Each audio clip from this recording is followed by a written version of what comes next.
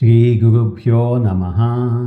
गुरुवायुपुराधीशं विष्णुं नारायणं हरिं वासुदेवं जगन्नाथं कृष्णं वन्दे जगद्गुरुम्। ఓం శ్రీకృష్ణాయ పరమాత్మనే నమః.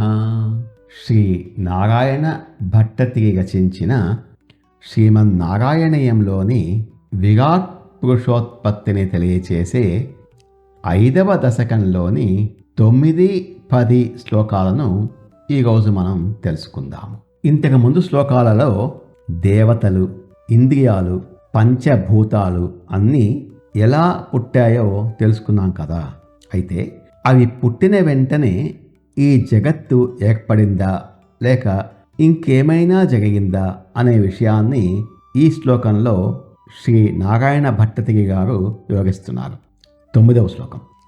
ఏ తే భూతగణాస్తథేంద్రియగణా దేవాశ్చ జాతాః పృథక్ నోషే కురు భువనాండ నిర్మితి విధౌ దేవైరమీభిస్తదా త్వం నానావిధ సూక్తిభిర్నుతగణాస్తత్మాన్యమోన్యావిశన్ చేష్టాశక్తిముదీర్యతాని ఘటయన్ హైగణ్యమండం యథా.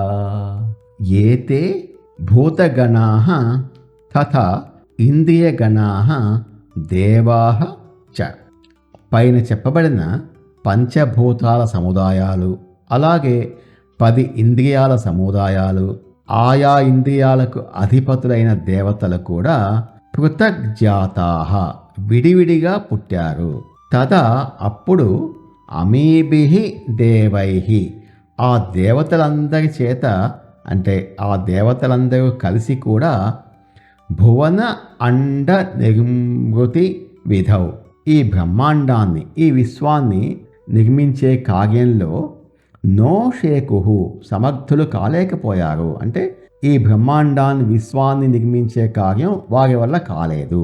త్వం అప్పుడు నీవు నానావిధ సూక్తిభిః వారిచే అనేక విధములైన స్తోత్రముల చేత, వేద మంత్రాలతో నుతః గుణః కీర్తించబడిన వాడవై అమూని తత్వాన్ని ఆయా తత్వాలన్నింటిలోనూ ఆవిశన్ లోపల ప్రవేశించి చేష్టాశక్తిం వాటికి పనిచేసే శక్తిని, అంటే క్రియాశక్తిని ఉదీర్య ప్రేరేపించి కలిగించి తాని ఘటయన్ వాటన్నింటినీ ఒకదానితో ఒకటి కలిపి సమ్మేళనం చేసి హైరణ్యం అండం బంగారుమయమైన బ్రహ్మాండాన్ని, హిరణ్య గర్భాన్ని వ్యధా నిర్మించావు, సృష్టించావు. అంటే ఈ సృష్టి ప్రక్రియను ఒక అద్భుతమైన ఉదాహరణతో అర్థం చేసుకోవచ్చు. భగవంతుని సంకల్పం వల్ల పంచభూతాలు పుట్టాయి, ఇంద్రియాలు పుట్టాయి, దేవతలు పుట్టారు. కానీ అవన్నీ విడివిడిగా ఎవరికి వారే ఉన్నారు. ఇటుకలు, సిమెంటు, ఇసుక విడివిడిగా ఉంటే ఎలా అయితే ఇల్లు కట్టలేమో, ఈ దేవతలు కూడా ఒంటరిగా ఈ విశ్వాన్ని సృష్టించలేకపోయారు. అప్పుడు వారంతా కలిసి, స్వామి మమ్మల్ని పుట్టించావు, సరే ఇప్పుడు మేము ఏం చేయాలి అని భగవంతుణ్ణి స్తుతించారు. అప్పుడు ఆ పరమాత్మ, ఆ గురువాయూరప్ప స్వయంగా ఆ పంచభూతాలలో, ఇంద్రియాలలో ఒక కరెంటులాగా, అంటే ఒక అంతర్యామిగా ప్రవేశించారు. వాటికి చేష్టాశక్తిని, పనిచేసే శక్తిని ఇచ్చాడు.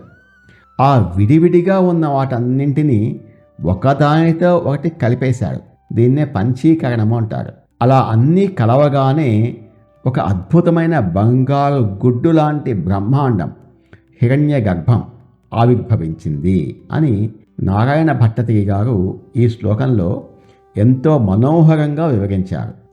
దేవుని కలయిక లేకుండా ఏ సృష్టి కార్యము ముందుకు సాగదు అని చెప్పటానికి ఇదే ఒక గొప్ప నిదర్శనం. ఏ తే భూతగణాస్తథేంద్రియగణా దేవాశ్చ జాతాః పృథక్ నోషేకుర్భువనాండ నిర్మితి విధౌ దేవైరమీభిస్తదా త్వం నానావిధ సూక్తిభిర్నుత గుణస్ తత్వాన్యన్మూన్యావిశన్ చేష్టాశక్తిముదీర్యతాని ఘటయన్ హైరణ్యమండం యథా. ఓ గురువాయూరప్ప, పంచభూతాలు, ఇంద్రియాలు, వాటి అధిష్టాన దేవతలు అన్నీ విడివిడిగా పుట్టాయి. కానీ అవన్నీ విడివిడిగా ఉండటం వల్ల వాటికవి స్వయంగా ఈ బ్రహ్మాండాన్ని సృష్టించలేకపోయాయి. అప్పుడు ఆ దేవతలందరూ వేదమంత్రాలతో నిన్ను వేడుకున్నారు. వారి స్తోత్రాలకు కరుణించిన నీవు ఆ తత్వాలన్నింటిలో అంతర్యామిగా ప్రవేశించి వాటికి పనిచేసే శక్తిని ఇచ్చి వాటన్నింటినీ ఒకదానితో ఒకటి కలిపి ఈ అద్భుతమైన బ్రహ్మాండాన్ని, హిరణ్యగర్భాన్ని సృష్టించావు అని చెప్తూ గురువాయూరప్పను కీర్తిస్తున్నారు భట్టతిరి గారు. 10వ శ్లోకం ఈ దశకానికి చివరి శ్లోకం. ఆ బంగారు బ్రహ్మాండం హిరణ్యగర్భం నుండి సాక్షాత్తు ఆ భగవంతుడు విరాట్ పురుషుడిగా విశ్వరూపంతో ఎలా బయటకు వచ్చారో ఈ శ్లోకంలో మహాద్భుతంగా వర్ణించారు. అండం తత్ఖలు పూర్వ సృష్ట సలిలే అతిష్ఠత్సహస్రం సమాహ నిర్భిందన్న కృతాశ్చతుర్దశ జగత్ రూపం విరాడాహ్వయం సాహస్రైకరపాదమూర్ధనివహై నిశ్శేష జీవాత్మకో నిర్భాతోసి మరుత్పురాధిప సమాం త్రాయస్వ సర్వామయాత్. మరుత్పురాధిప ఓ గురువాయూరప్ప, తత్ అండం ఖలు పూర్వసృష్ట సలిలే సహస్రం సమాహ అతిష్ఠత్. ఆ బ్రహ్మాండము, ఆ హిరణ్య గర్భము పూర్వసృష్ట సలిలే అంతకుముందే సృష్టించబడిన ప్రళయ జలాలలో 1000 సంవత్సరాల పాటు అతిష్ఠత్ ఉండిపోయింది. అలాగే ఉండిపోయింది.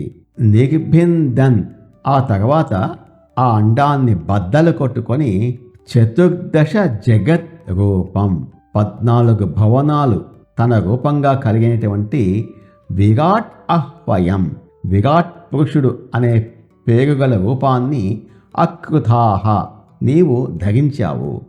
సాహస్రైహి వేల కొలది కరపాద మూర్ధ నివహై చేతులు, కాళ్ళు, తలల సముదాయాలతో కూడినవాడై నిశ్శేష జీవ ఆత్మకో సమస్త జీవరాశులే నీ స్వరూపంగా కలవాడవై నిర్యాతోసి ఆ అండం నుండి బయటకు వచ్చావు. సహ త్వం అటువంటి నువ్వు మాం నన్ను సర్వ ఆమయాత్ త్రాయస్వ సర్వరోగముల నుండి రక్షించుము. ఒక అద్భుతమైన విశ్వరూప దర్శనంతో ఈ దశకాన్ని ముగిస్తున్నారు. సకల తత్వాల కలయిక వల్ల పుట్టిన ఆ బ్రహ్మాండం, ఆ గుడ్డు వెంటనే పగిలిపోలేదు.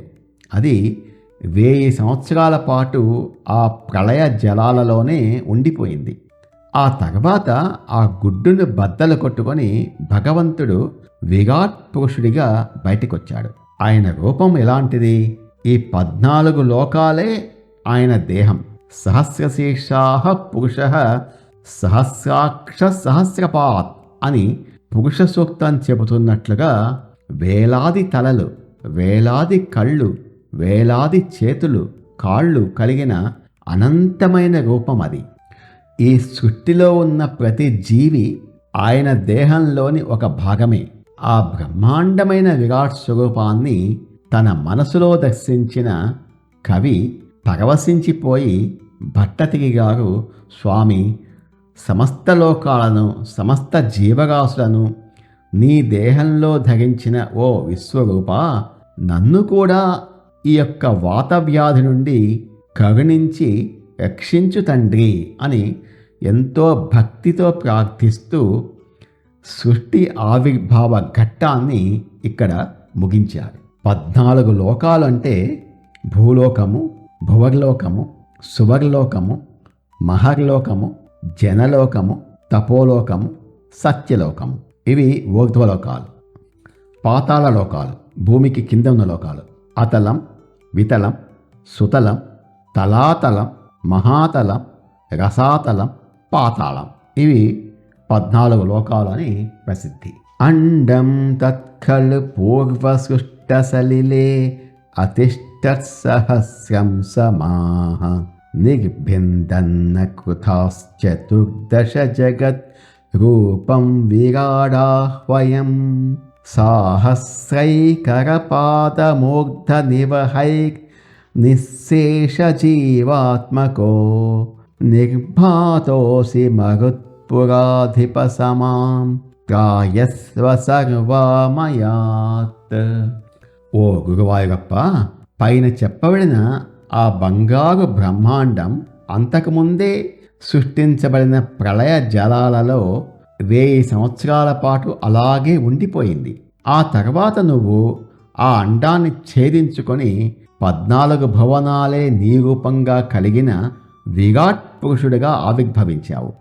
అనంతమైన తలలు, చేతులు, కాళ్లతో ఈ సృష్టిలోని సమస్త జీవరాశులే నీ స్వరూపంగా ఆ అండం నుండి బయటకు వచ్చావు. అటువంటి ఓ విశ్వరూప, నన్ను కూడా ఈ సమస్త రోగాల నుంచి రక్షించు స్వామి అని భక్తితో వేడుకుంటూ ఈ 5వ దశకాన్ని ముగించారు. ఓం తత్సత్. నమో భగవతే వాసుదేవాయ. ఏతత్ ఫలం శ్రీకృష్ణార్పణమస్తు. స్వస్తి.